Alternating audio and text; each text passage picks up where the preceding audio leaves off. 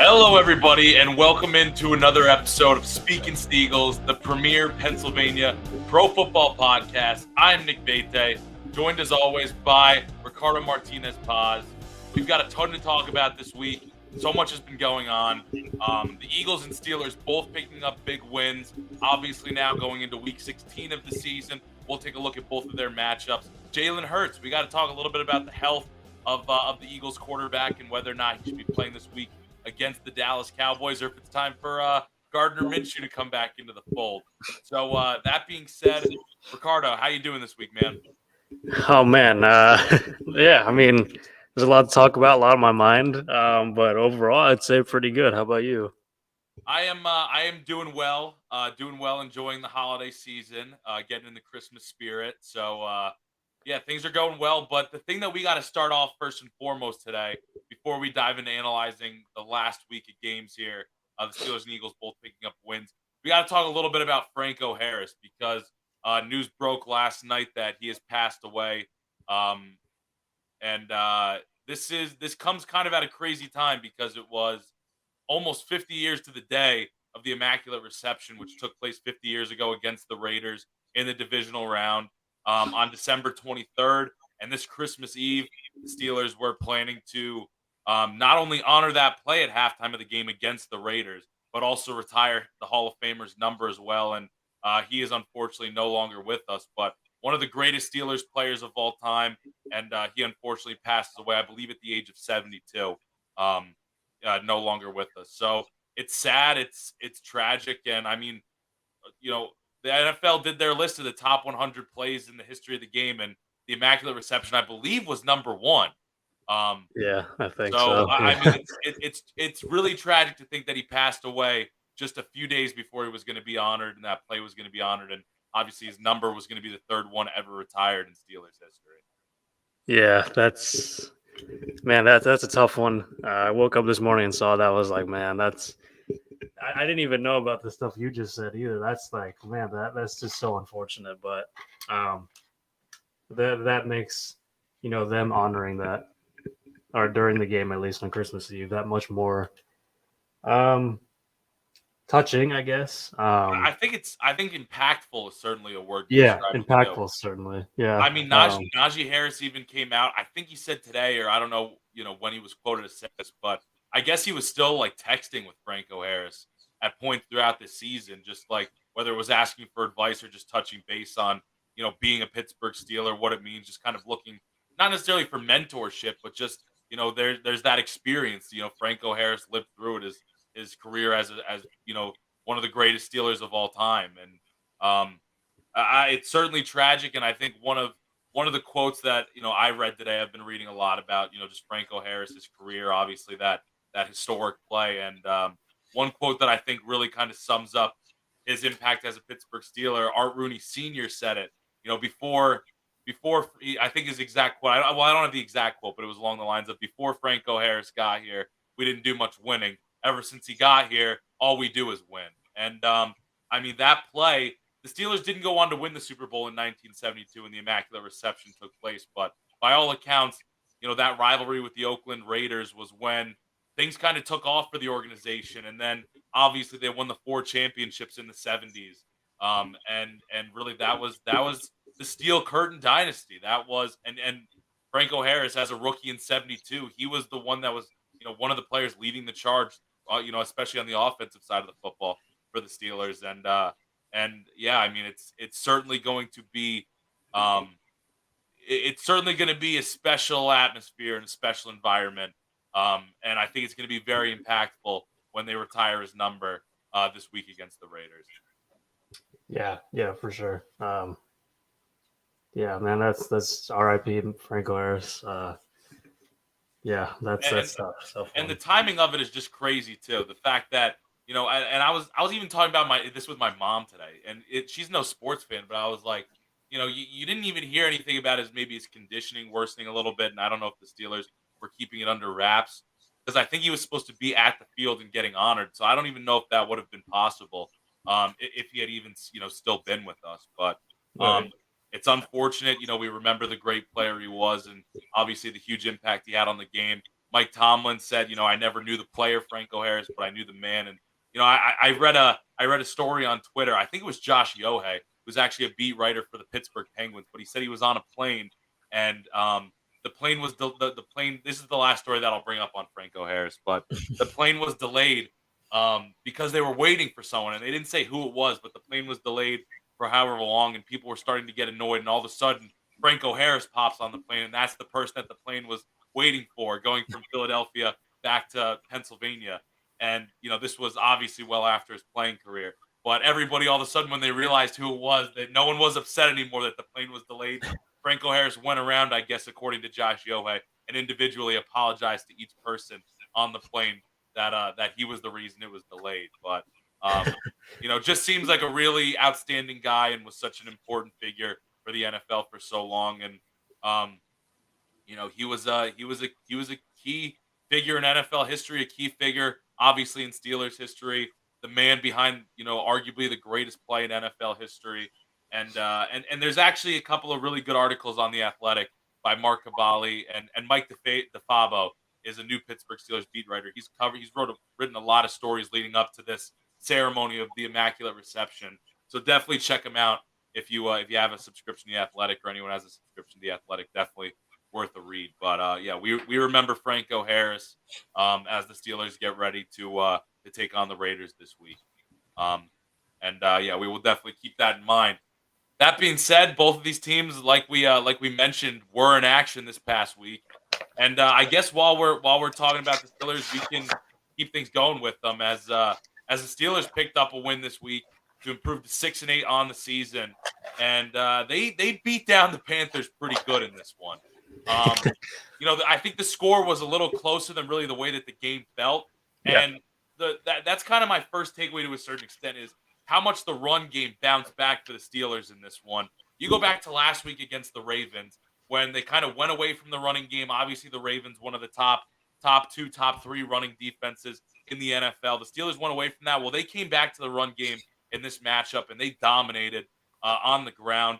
A total of 156 yards and three rushing TDs combined. Najee Harris leading the charge with 86 yards on 24 carries. And you know what? A huge credit has to go to the Steelers' offensive line, who really just took it to the Panthers' D line in this one. And the play that the series that I've talked about coming out of the second half, for the Steelers to go on a 21-play drive, nearly 12 minutes, and it capitalizes with a rushing touchdown at the end. I mean, that is the definition of Steeler football, and this is their identity. This is what their bread and butter has been ever since the bye week. That's led to them being more successful, winning football games.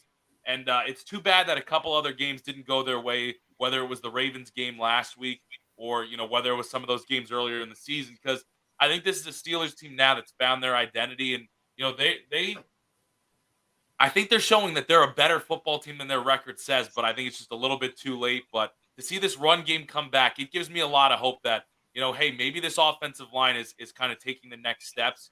And we've seen it throughout the season, them being better than, what I expected early on. And I think that can kind of transition into next year. You add maybe one or two pieces in the draft to this offensive line. And I think that they can be a real force next year in the AFC North, getting back to kind of that ground and pound AFC North football. And I think, again, that was kind of what led the charge this week in this win. Yeah, and the offensive line also only allowed one sack. Trubisky had a clean game. He only had 5 incompletions total.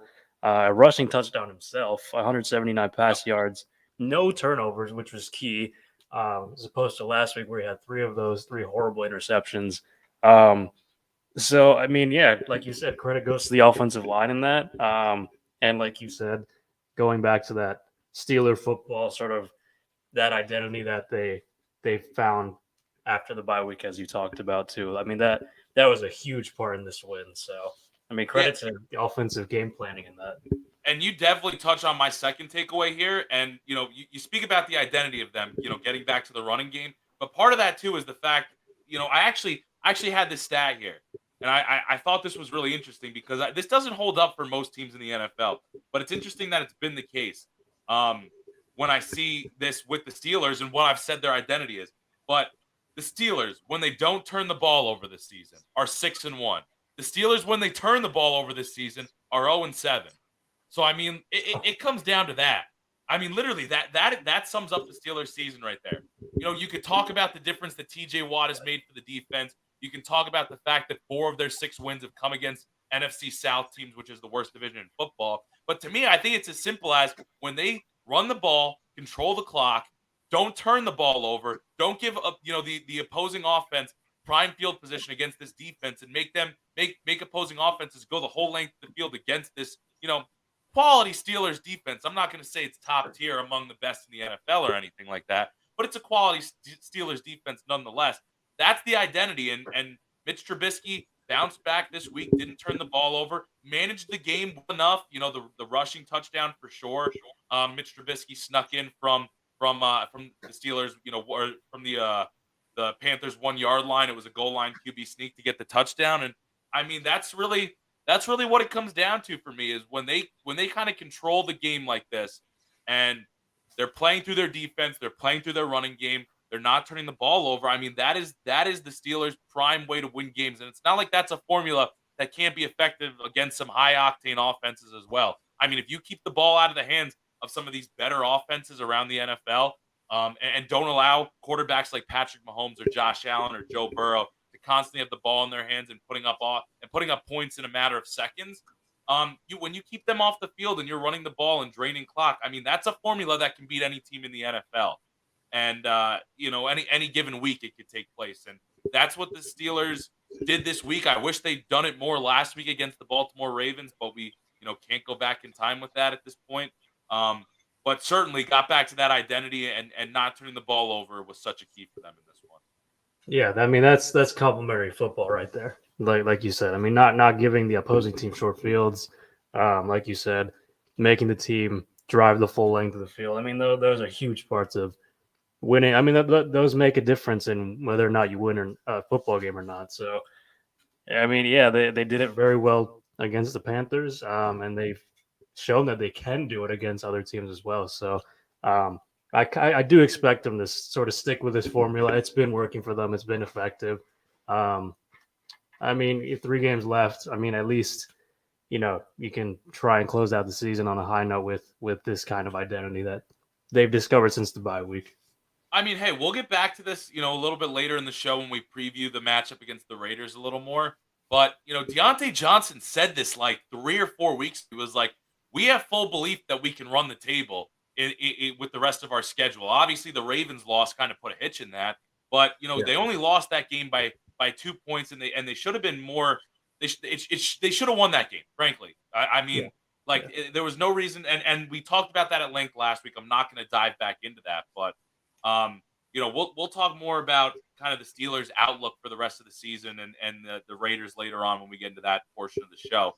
But real quick on my last kind of key takeaway with the Steelers in this game was also, I mean, the defensive line of the Steelers bounced back as well.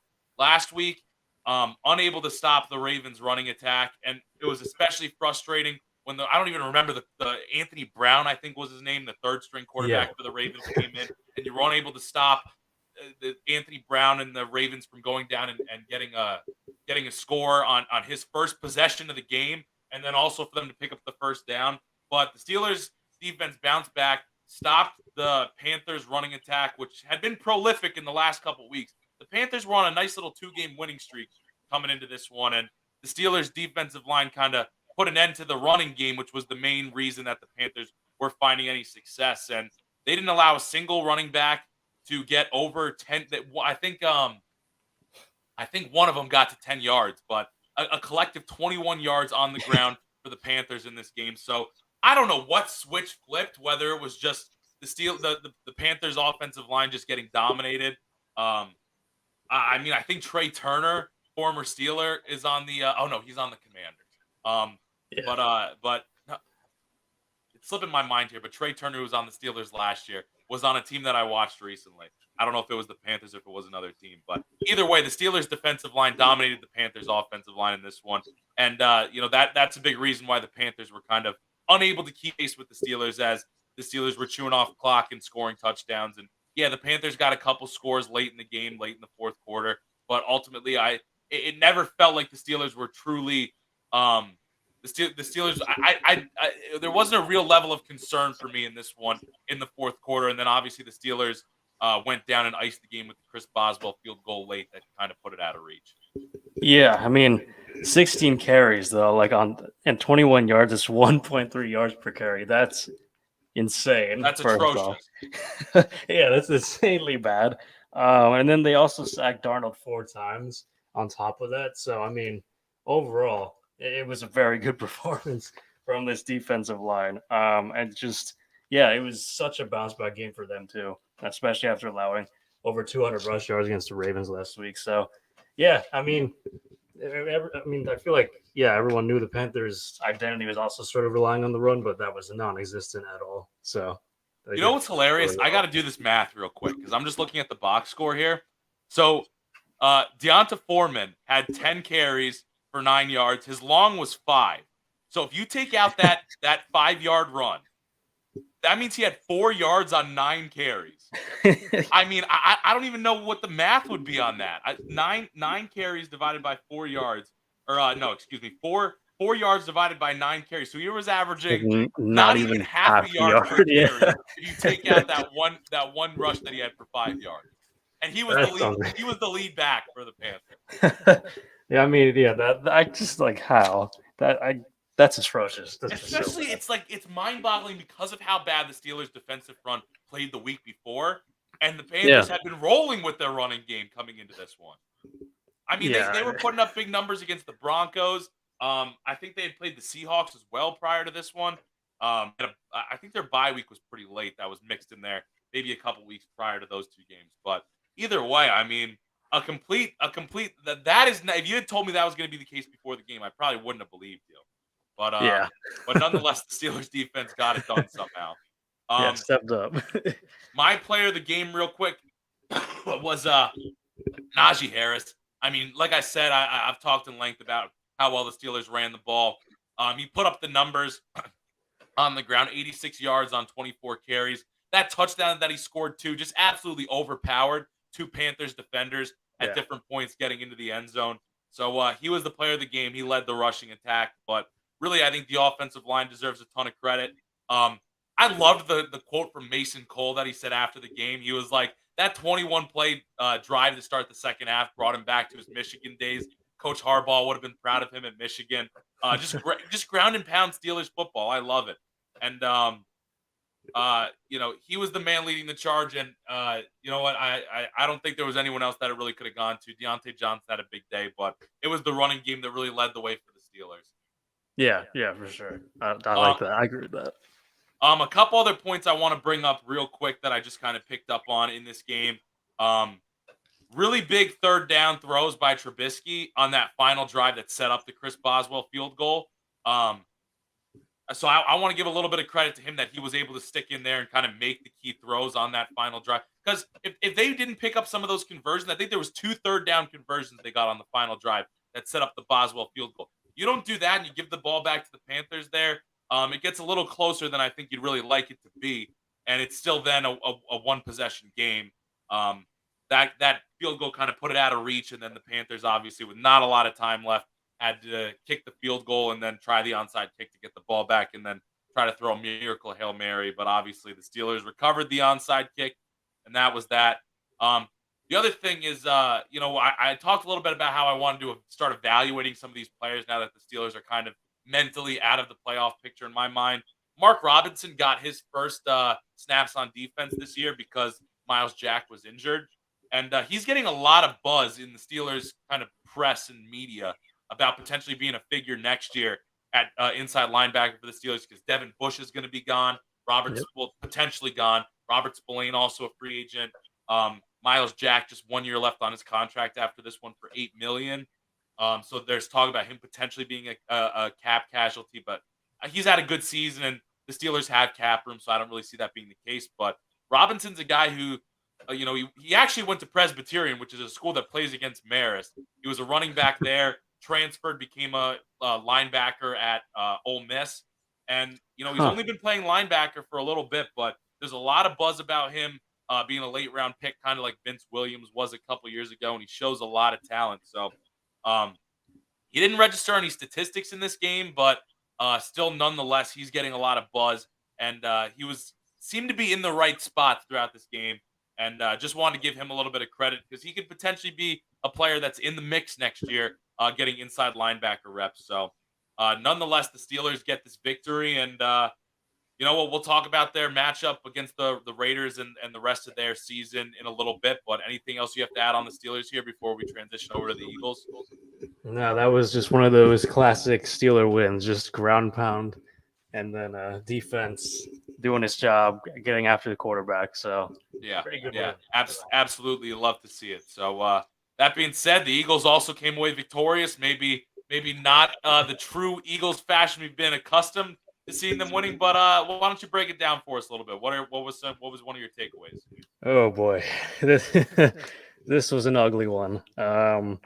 So I mean, there's so much to say about this, and a lot of it revolves around Jalen Hurts. Really, he threw two interceptions, very uncharacteristic of him. One was an underthrown ball to AJ Brown. He kind of forced that one.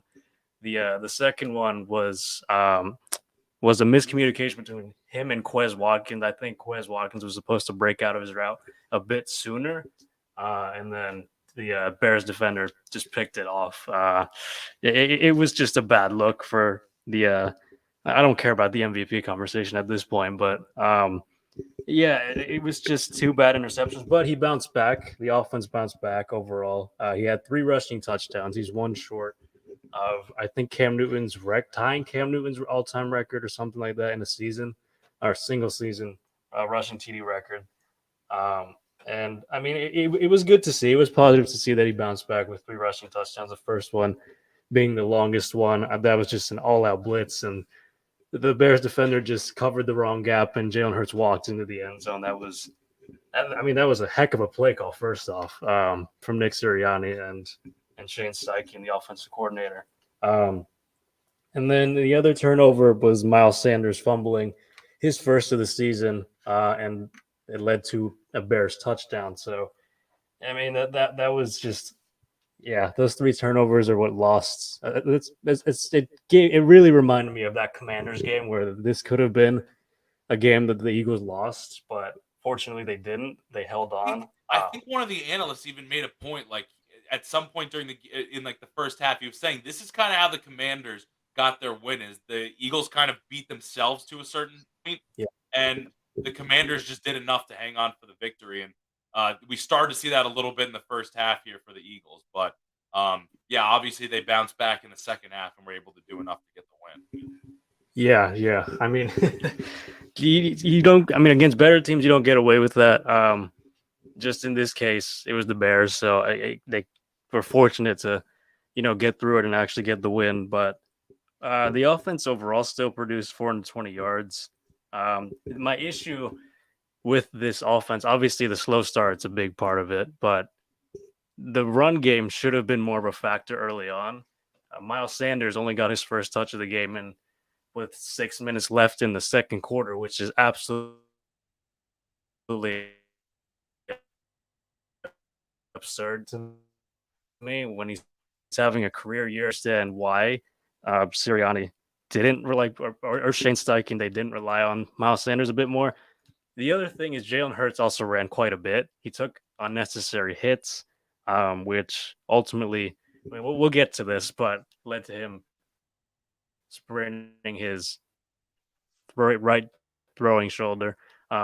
So that's the stuff you don't like to see, you don't want to see, especially when it's frigid in Chicago. You know that those hits are even, you feel those hits a bit more, especially when you have like 230 plus dudes like landing on top of you. It's just I don't know. The game planning in the first half was questionable to say the least. Although the injury did happen in the third quarter, it's still I don't know.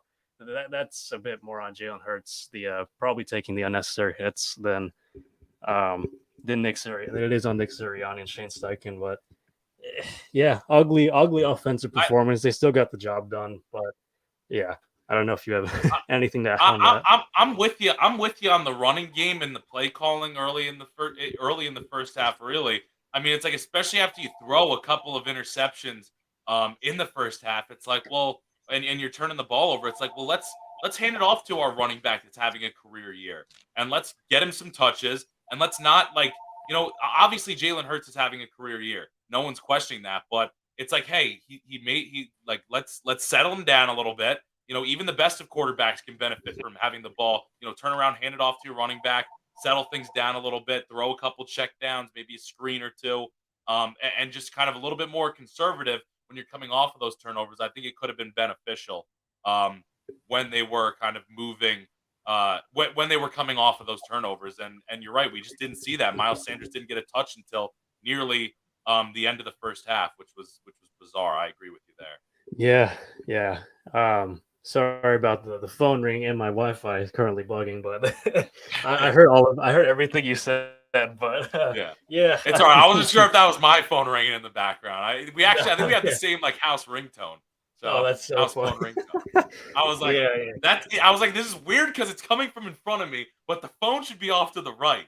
So I wasn't sure what was going on there. yeah, yeah. That was on me. I'm like, I don't know who's calling, but I I tried to don't just really plow care. through with the point, even though I was like, I have no clue where this phone is coming from right now. But I should have said that while you were talking, but in any case, yeah. I mean, we kind of covered that all offensively. And I guess I'll turn it over to the defense, which I feel like really carried this team to the victory. Um, 6 sacks. That's the third game in a row now that the Eagles have had 6 sacks, or at least 6 sacks, which is absolutely outrageous, especially against Justin Fields, who's the most mobile quarterback they've faced all season long. Hassan Reddick, I have to say right now, was just disruptive all game long. It was actually absurd. Even on the long Justin Fields run, Hassan Reddick should have sacked him there, but like you could just see all game long, like in the first half especially, it was just everywhere. He was beating uh, Alex Leatherwood, former Raider, waived and then claimed by the Bears. I mean, Leatherwood stood no chance, and then eventually the Bears adjusted it. They had to add a tight end, but man, that defense is just disruptive. Almost like every single play, it's kind of like, I mean, I'll say this right now: him, Hassan Reddick, right? Defensive tackle Jalen Hargrave and Josh Sweat all had 2 sacks. They're all having career years. Hargrave has double-digit sacks. I don't know if this is the first time in his career, but this is certainly his first with the Eagles. Um, Josh Sweat is, I mean, he doesn't even start, and he's almost at double-digit sacks too. So it just the depth of this defensive line um, is just incredible. And I don't know, this unit as a whole has been playing really well, other than a few plays like the long touchdown that was just a miscommunication on the back end of the secondary between Darius Slay and the safety. It's just they've been playing so well, and honestly, I don't even blame the defense for the first 2 touchdowns because they gave up like short field, or the offense gave up short field, and the Bears had good field position overall. So it's just one of those things where it's like the defense just. I feel like there was one. I feel like there was one drive specifically that really summed it up how well they played. It was one where Justin Hurts, nice. Jalen Hurts threw his second interception, um, and the Bears were already in Eagles territory. 2 sacks, 2 consecutive sacks, knocks the Bears out of field goal range. I mean that's just I feel like that summed it up pretty well. And they also, I didn't even mention the forced fumble, which ended up leading to a touchdown. And that was recovered by Hassan Reddick. I'm telling you, this dude was everywhere on the field. I, Um, just incredible if I to could sneak in watch. a quick point on Hassan Reddick too, and you kind of brought it up because I even wanted to mention that run by like Justin or now I'm getting the names mixed up. Justin Fields. Uh, the fact I know it was called back because he stepped out of bounds a couple yards prior to the end zone. One, that was a fantastic run. It was incredibly Yeah. fun to watch. But two, you're right. Hassan Reddick, could have pulled him down there. Hassan Reddick could have had 4 or 5 sacks in this game. But Yeah. Yeah. Justin Fields just somehow escaped a couple of them.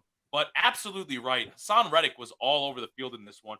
And kind of, you just brought it up with Javon Hargrave and Josh Sweat. I think he's at like 8.5 sacks on the season. Hassan Reddick Yeah. now at double-digit sacks. It's almost sneaky, the numbers that these guys are putting up. I mean, like, under the radar, just like another easy double-digit sack season for Hassan Reddick. Javon Hargrave, double-digit sack season. Feel like we barely even talked about him this year, and he's just getting to the quarterback at will. And obviously Josh Sweat building off of his fantastic season last year and having another great one this year, not even starting. And Brandon Graham last year put up 3 sacks and last week put up 3 sacks and was your player of the game. So you're absolutely right about the depth. And in this game, they were just getting to Justin Fields at will. And when he wasn't able to scramble out, they were pulling him down.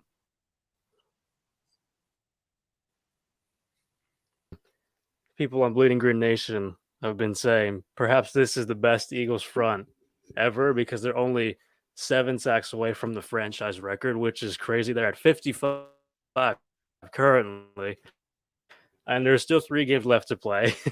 So, I mean, take what you want with that information, but I mean, that just shows you how good. I mean, they're first, which is another point we'll sort of get to later on. But yeah, I mean, I can't really. This defense has just been playing so well. I love watching them each and every game. Just the pass rush is so good, and just overall the unit. But I'll move over. Similar to Dallas, relating to Dallas at least, they blew a 17-point lead, which is comical. First off, man, I mean the one thing about that is that it takes a little bit of like the steam off of this game on Christmas Eve. But as an Eagles fan, this is probably the best thing you saw. Actually, that's not true. Well, yeah, as an Eagles fan, that was probably better than watching the Eagles struggle against the Bears. I mean, that was just so funny how the Dallas Cowboys lost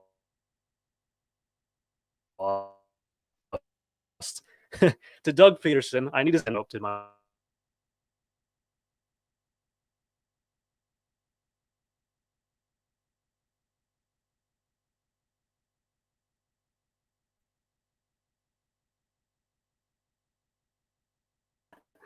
Okay, can you hear me now? Oh yeah, I wasn't sure if that was frozen on my end or if that was your end, but yeah, you're good. No, that's definitely my end. Okay. I don't know.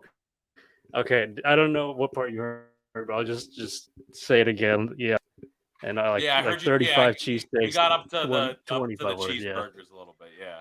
yeah. So I mean I mean it's Doug Peterson doing Philly a favor. That walk off pick six by the Jaguars was sick. I mean, and I just that was Dak Prescott's second interception of the game. I mean that was fun. I mean, that whole day was crazy overall. There was so much that happened in terms of sports, but that was just hilarious. And now the Eagles are 3.5 games ahead of the Cowboys, ahead of this game on Christmas Eve, which means the Eagles only have to win one game, one of their next 3 to clinch the NFC. Yeah, I mean I love seeing that Doug Peterson's team, beat the Cowboys. It's just I love it. I love the storyline. I love that, and then the Philly sending over cheesesteaks and fries and all that. That's pretty cool. So right now the Eagles are sitting in a pretty. I'm not going to say they're going to get complacent here or anything because they're not, but it's just like they're in a pretty good position to clinch that 1 seed. 1 out of the next 3 is all they need. So, and then potentially they can rest starters, but that's a whole nother subject. But yeah, I was even gonna say, even past the Cowboys themselves. I mean, the Minnesota Vikings have 3 losses compared to the Eagles 1, but when you factor in the Eagles still have the tiebreaker over the Vikings, I mean, it's like there's not much concern the Eagles really had. They would essentially have to lose all 3 of their games and have the 49ers win out. I think is the only way at this point they would lose the 1 seed overall. So the Eagles are sitting very pretty right now. I really I mean essentially yeah, kind of I don't want to say it's locked up, but like you said, I mean for the Eagles to just need to win one more game at this stage, I think it's very likely. A couple things I wanted to ask you on this game before we talk about some of the bigger picture stuff, like with Jalen Hurts and kind of looking ahead a little bit more. But some stuff more specific on this game. Um, the Bears, to me, it felt like the Bears could not stop AJ Brown on a slant route to save their life. I mean, how many times over the middle was AJ Brown? Did AJ Brown catch a slant in this game? It was ridiculous. And I mean, I know that's his bread and butter, but it just felt like every single play that AJ Brown was involved was just a slant over the middle, and the Bears just I don't know what it was. They could not double team him with somebody covering the inside route on him. It was ridiculous. Did you get that same feel? Yeah, it was like 3 or 4 of those that he caught, and it was just like for first down. It's just like, are the Bears gonna make any adjustments here? Like, do they realize that they're playing against like AJ Brown's one of the best receivers in the league right now, and yet they can't stop him on a simple slant route? I don't know. Like yeah, it's just I thought that was funny. That was interesting. The Bears didn't adjust. I think they did I mean, later on. that was certainly something I picked up on, where it was like, all right, like even I don't remember exactly when it was, but there was like a drive to kind of, maybe it was icing the game or it was later in the game, and it was just like another big like third down conversion. It was another like the fourth or fifth slant to AJ Brown on the day, and I was like, man, this Bears defense is just kind of beating themselves up at this point. I mean, just no answer for it. Yeah, I mean that also just shows you how much Hurts loves AJ Brown. So I mean that's a big part. If it ain't broke, don't fix it. So as the Yeah. old saying I goes. mean, that was kind of one of the main things I took away from it a little bit. Another thing that I thought was an interesting decision, and I don't even know if you necessarily, remember this play taking place, and it's not a huge deal because it ended up, um, well, it ended up not affecting them, but it was the third quarter. There was a long 4th and 6 at the Bears' 33-yard line. So it would have been a, 45 plus field goal attempt. But instead, on 4th and 6 at the Bears' 33, they decided to go for it on the fourth down, and it ended up being an incomplete pass. I was just curious your thoughts on the decision to go for it when it was 4th and 6, and you're within field goal range. I know it was super cold temperatures, but what were your thoughts on that? Because when you're against a better team maybe later in the season and you're, taking the less conservative route and going for it rather than attempting the field goal, that's something that could potentially come back and bite them. I'm just curious if you were fine with that decision or if maybe in that spot you'd like to see them go for the field goal attempt as it looks like Ricardo cuts out here a little bit again. But Yeah, okay. I did you heard. get what I was Yeah, I heard asking all of there? it. Yeah. I see. Do you remember the play I'm talking about here? It was just Yeah. something that I picked up when I went back and looked at the highlights a second time. Man, that like I think for I don't Because I you're don't want not to say punting there. You're not punting at the Bears 33. And it's still with the cold temperatures, a 46, 47-yard field goal is a long attempt in the cold no, at, you at an def outdoor stadium like that. yeah, that I think that's why he Nick Sirianni didn't elect to have Jake Elliott trot out on the field and kick it. I think that's why, because of the temperature. Um, I mean, you think about it, then if he doesn't get it, then he doesn't, then you still give the Bears the ball, and then if you go for it, you can at least. I mean, I, I can understand, I understand the logic, I guess, with, with it, with going for it. Oh boy.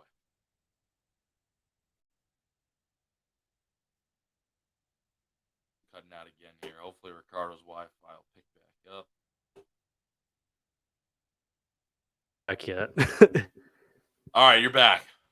Okay, I don't know what is going on. I had to like unplug my Wi-Fi earlier. Oh boy. All right, well Yeah, we'll try and stick it out here the rest of this episode. But yeah, go yeah, ahead. this might happen a few more times, honestly. But Okay. okay. So long story short, I think it made sense because that's just how aggressive the Eagles are on fourth down, and then I mean, yeah, like you said, didn't really affect the Eagles all that much. So, um, And yeah, it's makes like, what's sense. the alternative? The alternative is okay, either he makes it and you get the points, or he misses it and the ball is still at the same spot. Yeah, exactly. Yeah, Okay. yeah. So I think it makes sense. Made sense. Fair enough. All right. Well, I think the big thing we got to touch on now is this Jalen Hurts injury. Unless I don't know if you have anything else that you want to add from this game specifically. I know you said Hassan Reddick was your player of the game, and we talked in length about the Yeah, performance that he had. But yeah. I don't need to talk more yeah, about him.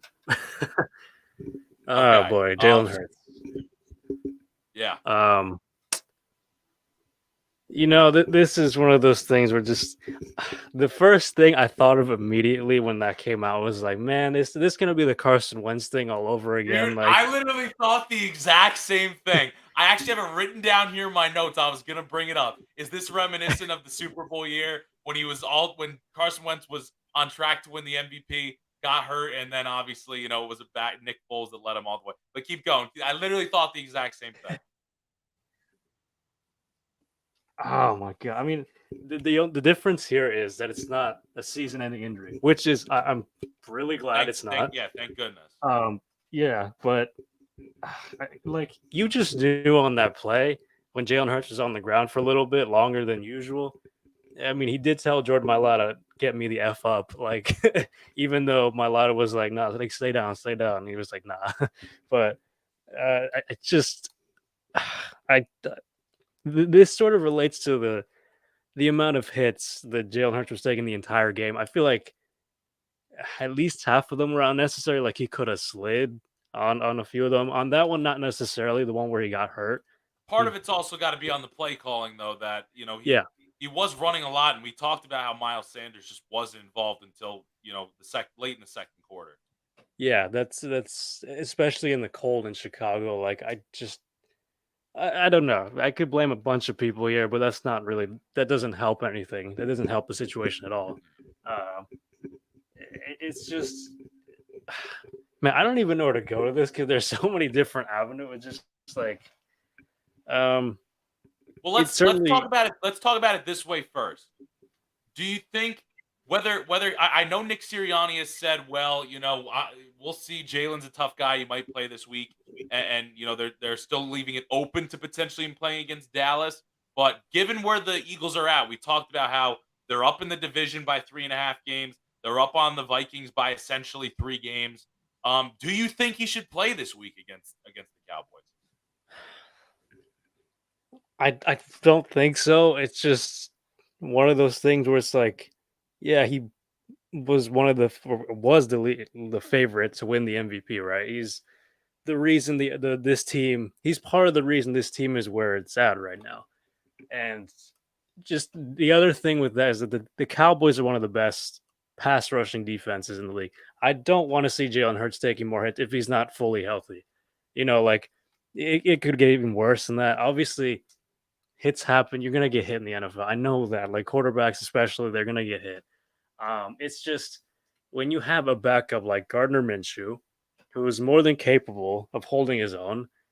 Um, and I think Minshew could still beat the Cowboys. I still think this team is good enough to beat them without Jalen Hurts. It does take away the running, the mobile quarterback aspect of the offense, but I mean it's really it's kind of like It's not like you're putting Minshew in an unfavorable environment either. It's not like he's yeah, going into a place like Chicago where it's awful weather conditions. You're playing in the cold either. You're down in the dome of Cowboy Stadium, so it's not yeah. like it is the worst conditions to be thrown into either. Yeah, and the other thing, like we were talking about, basically, the Eagles only need one win. It's like why? I don't want to sound overconfident. I mean, you play the Saints after the Cowboys. If you don't win this game, the Saints aren't good. They aren't a good team. I mean, and if you lose that somehow, you play the Giants, who just And got destroyed by the Eagles, and they're playing both. Those last two games are at home, yep. so I would much rather have Jalen Hurts ready for the postseason, right? As opposed to him and be like fully healthy or at least mostly healthy, as opposed to throwing him in not 100% against Dallas against one of the most the better one of the best defenses in the league.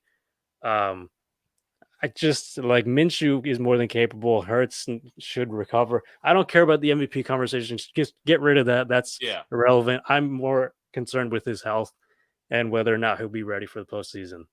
Now, here's my standpoint on it because initially I disagreed with that logic, and I was kind of in the boat of if he's good enough to play, send him out there. Worry about clinching the division. Worry about clinching the number one overall seed first and foremost.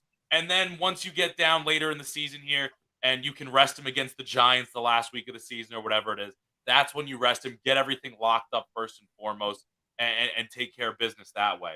But then I was thinking about it a little more, and you bring up a point that I didn't even really think about how Dallas is very good at getting to the quarterback. Obviously, Micah Parsons, one of the best pass rushers in the NFL. But the thing on top of that too is I think a factor that kind of gets overlooked a little bit is with a team like the Eagles, who are so close to locking up the number one overall seed, and very likely, let's be honest here, and this isn't jinxes or anything like that. They're gonna most likely have the one seed locked up here, whether they win this week against Dallas or win next week against the Saints. They're gonna have things locked up to the point where they'll be able to rest their starters against the Giants. Now, if that's the case, I the question then gets to me, well, do you want Jalen Hurts to sit out this week and then potentially play next week and then potentially sit out again against the Giants? At what point does too many games in a row of him sitting out start to transition into rust a little bit? Because we've seen it before where, if you have the first round of the playoffs off as a bye week, if you're the number one overall seed, you also take off week 17, or I guess week 18 against the Giants. 2 weeks off in a row, that could be a factor. So if the time that you sit him is now, let him rest up this week, get healthy, get 100%. Don't put him up against that Dallas Cowboys defensive front in their home environment. And then you play him maybe next week. Maybe you play him week 18 against the Giants. Maybe that's almost better to not have him develop that rust if he's, sitting out 2-3 weeks in a row versus, sit out that week now, get fully healthy, and then play next week or play 18 against the Giants. Maybe that is the better formula. Yeah. I could. I mean, if he sits out the next two games played against the Giants and tries to get that off the rust, I feel like that makes sense. I feel like by the Giants game he should be fully healthy, fully ready. It's just a tough situation. I know Jalen Hurts wants to play. He's a tough dude. I mean, he played through the injury after the fact. And he had that 68-yard pass to AJ Brown. So I mean, he looked fine at least. It was just I don't know. It's really tough. I mean, whatever decision Sirianni makes is, I mean, I know for a fact he's going to be listening to Hurts and like he's going to ask him whether or not he's ready to go because he's not going to sit him out if Hurts, like he's not going to. What am I trying to say? Like Hurts, if Hurts feels good enough to play, Sirianni's not going to sit him. Yeah. He's going to play him. He's going to listen to him. He's a player coach. He's just like that. That's just not going to happen. So I feel like this depends on whether or not Hurts feels he's ready enough. And if he's not, then Gardner Minshew steps in. I think we also have to remember here, though, this is the same Nick Sirianni that has always been very protective of his players. I mean, in training camp, they didn't tackle to the ground. True. Obviously, they avoid, they avoid these, soft tissue injuries wherever they can go. I think a lot of what Sirianni is saying of, oh, well, Jalen Hurts might be ready to go is the classic, week to week. We see this with every team that's got, some sort of injury question. Heck, the Jets do it all the time because you just never know who their quarterback is going to be week to week these days. Is just saying, this is kind of the case of where it's at. And, oh, well, if he's good to go, he might play. I don't think we're going to see Jalen Hurts in this game. I don't even know if the shoulder injury is necessarily that serious, but I think it's going to be, hey, like this team is built to make a deep playoff run. Let's get Jalen Hurts healthy for the Saints week when they can close things out, close out the one seed, close out the division. And you go into battle this week against the Cowboys with Gardner Minshew in there starting. So I'm expecting him to be sitting out. And, I've kind of come to the realization, even though I wasn't necessarily on board with it right away, I was in the mindset of if he's healthy, let him play, lock things up first and foremost. But I think that the smarter move is to go with Minshew, rest him up. And I think that Sirianni is just kind of keeping the door open to kind of, send mixed signals to the Cowboys and what they want to do game plan. Yeah. I mean, Hurts is saying he could also play, but that's just smokescreen stuff. I don't think he's going to play. but I guess we'll find out. Yeah. Regardless, it's We'll still we'll find out, and then I mean it'll certainly if he doesn't play this week, then it'll be certainly be interesting to monitor. Depending on what happens in the game, what his status is. Here's the other interesting thing. Because what happens if Gardner Minshew, and this is a hypothetical I want to play out with you real quick. What happens if yeah. Gardner Minshew starts this week? The Eagles still find a way to win. They therefore lock up the division and whatever else happens with the Niners and the Vikings. I don't know if it's just a win would do it. But let's say they lock up the 1 seed and they lock up the division in this game. Well, then do you play Jalen Hurts against the Saints and the Saints and the Giants? Yeah, that's I that mean, is a like good question. the logical thing would be no, because Yeah, exactly. like still let him. But then I mean, then you're talking about him potentially going you're talking about him going a month until his next action if you were to arrest him in both of those other games. Yeah, I think maybe in that Giants game you play him, but I just for the sake of him not being rusty. But then he has another week off, so I guess we can cross I don't these know. bridges when we get there. Yeah, Um, it's tough to see. Well, it definitely depends on this week, but Yeah. And I mean, oh, hey, I'm getting a Eagles, call. at this point, they're focusing on the Cowboys, whether it's Minshew or whether it's Hurts. I mean, this is, hey, also, this is the fact that they could potentially come to this end of this tough 3-game road stretch. They were able to still get the win over the Bears. And, we didn't even touch on that, but maybe that was part of the reason they struggled a little bit is maybe looking ahead a little bit to Dallas, maybe a little bit of a trap game. The fact that it's 3 games in a row on the road, catching up with them a little bit, knowing that they, are going into a huge game against Dallas on the Christmas holiday. I don't know if that was much of a factor that could have played into the turnovers and just the close game and whatnot. But again, this is the end of this tough road game stretch, and then they're going to be back at home. So whether it's Hurts or whether it's Minshew, it's going to be a big game nonetheless.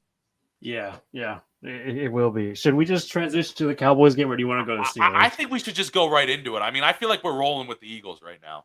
Yeah, okay. So I mean, it's obviously the biggest question is whether or not Hurts plays, which we've been saying he probably won't. But in any case, this team is still good enough to win. I mean, defensively, we've already talked about it. I mean, they're just they're just so good at getting to the quarterback. I mean, Dak Prescott has thrown, I believe, 7 interceptions in his last 4 games. Uh, I believe 3 of those games he's thrown 2. So maybe catching the Cowboys at a good time, Dak Prescott particularly at a good time. I mean, and those were against like not the greatest teams either. It was against the Texans, the Colts, Texans, and Jaguars, and then the week before I think it was the Giants. So I mean, at least the AFC South teams minus the Jaguars are not very good, not really in the conversation. So it's just that's something to look for. I mean, the Eagles are first in takeaways or in interceptions at least with 15, first in the NFL in sacks, 55. Um, so it's certainly possible that this defense steps up even more than they have been already, which would be crazy. If they were to get 6 more sacks in this game alone, that'd be ridiculous. But um, I mean, it's still a good offense overall, a pretty good offense, despite Dak Prescott's turnovers. So it's going to be a tough one. I mean, I think they match up well. It's just the only issue is that they're in Dallas. So I mean, even then, like communication isn't an issue with this team. They're very well coached, very well drilled. Communication, passing off receivers is always something that Jonathan Gannon, the defensive coordinator, has harped on. He's really just like sort of emphasized that a lot with the defense, the unit, the secondary. So I mean, I'm not going to say they have to force turnovers necessarily, but it's going to be a big part in um, at least the Eagles being successful, which also complements the offense. And I really think the Eagles have to run the ball.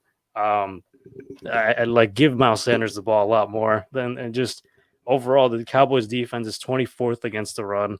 They allowed 106 yards versus the Colts. Again, not a very good team, not a very good offensive line. 114 versus the Texans. Again, I mean that was Damian Pierce, but still not a great team. And then they allowed 192 yards last week against the Jaguars. 103 of those were from Travis Etienne with a beat up offensive line that the Jaguars had. So this defense is vulnerable to the run, especially in the last few weeks. And that'll certainly soften up the pass rush. Um, if I mean, if the Eagles can get the running game going, they should because they have the best offensive line out of these teams I just mentioned. So in theory, on paper, that this is what they should be relying on. And it's also the fact too. I think you mentioned this, and obviously we talked in volume about it. But I mean, if Gardner Minshew is back there, there's no reason that you shouldn't be, leaning on your run game fully in this one. Yeah, It's like give the exactly. ball to Miles Sanders. You know what he's capable of. You just talked about this is really the best offensive line the Cowboys have gone up against, in recent weeks. And they've struggled against the run. So pound the rock, and that's really going to be the way that I think that you can still effectively, it's almost like the Steelers formula a little bit. Yeah, If you don't exactly. have that dynamic quarterback in there, run the ball, keep possession away from the Dallas offense, put up a couple scores and then lean on your defense, which is, obviously still super talented. Yeah, and then I mean, I trust Minshew to throw the ball. I mean, not necessarily like 40 times. I mean, that's He not can he ideal. can still make, yeah, I mean, He still could.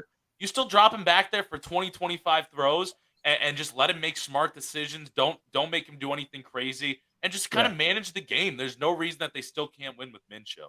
yeah, exactly. I mean, this is the best supporting cast he's ever had. I mean, AJ Brown, Devontae Smith, Dallas Goddard's coming back, and then of course Miles Sanders. So I mean, there's really no excuse for Minshew or for anyone whoever plays QB, whether it be Hurts or Minshew. But I mean, this team is set up to win, even if it is in Dallas, even if it is their third straight away game, third straight road game.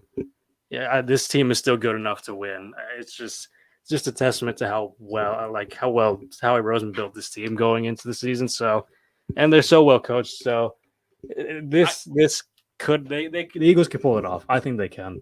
Not that this is a direct impact on the Eagles, but if there was any week for them to be going down to Dallas and playing in the dome, what a fortunate week because I was looking around the NFL and I think CBS Sports actually had like a graphic about this too. But it's supposed to be one of the coldest weeks of the season this week. Yes. The Steelers, so many games are being played in cold weather environments. The Steelers are at home, and it's like all of these places that I'm about to list off are going to have wind chills down near zero, if not Yes. below zero. Steelers in Pittsburgh, the Bears up in Chicago are going to have negative wind chills. Yep. Cleveland and the Browns, even the Chiefs in Kansas City, the Vikings in Minnesota, the Patriots up in Foxborough, the Ravens in Baltimore are supposed to dip and be pretty cold. And I actually don't know what's going to be the case in Indianapolis, but I'm sure it's along the same lines. I think Green Bay actually lucked out. They're playing down in Miami, but yeah, there's going to be a lot of cold games this week. So I mean, Yeah. hey, you have to go to Dallas at some point in the season. So the fact that you're going when it's warm, obviously that's not something that anybody on the Eagles is necessarily thinking about. But it's Right. fortunate that they're going this week rather than having to go and play Green Bay this week like they had to a couple weeks ago. The schedule worked out in their favor with that. Yeah, exactly. I mean, that's just funny. I didn't actually. Well, I knew that it was like a really cold week, but I didn't think about it like that. But the last thing I'll say: championship teams find a way to win games. So whether it's Jalen Hurts or Minshew, they're going to find a way to win. I don't think it. Even if they do lose, I'm not going to say they're not a championship team because they are. They're built to win a Super Bowl. So yeah. With that being said, if you want to transition to the Steelers, Yeah, we'll talk about the Steelers pretty quickly. And I mean, the main thing for me with this game when it comes down to what I'm actually looking for, I mean, the Las Vegas Raiders defense is, middle of the pack at best. They're middle, overall, they're not a good defense. Their run defense is a little bit, is more middle of the pack than their defense collectively. Um, yeah, but this is still a game where I stick with the running game, stick with what you've had success with. You've had success running the football, you've had success managing the game to a certain extent. That's what I want to see them continue to do. It's going to be a cold weather game. Kenny Pickett is expected to be back in there starting. He hadn't turned the ball over since the he hasn't turned the ball over or thrown an interception since the Eagles game. So I expect that to still be the game plan where you go behind this offensive line that's started every game together, run the football against this Raiders defense. And you know what? We're in Pittsburgh for this game against the longtime rival from the 70s, the Las Vegas Raiders. you're honoring not only the immaculate reception, but also now Franco Harris. So you know what? Run the football, pound the rock, pick up the win. I think there's going to be, I broke it down as to a lot of the numbers that kind of go into this game and what they had to do to limit Devontae Adams and contain Josh Jacobs and all that. And all those are certainly factors that the Steelers are going to game plan for.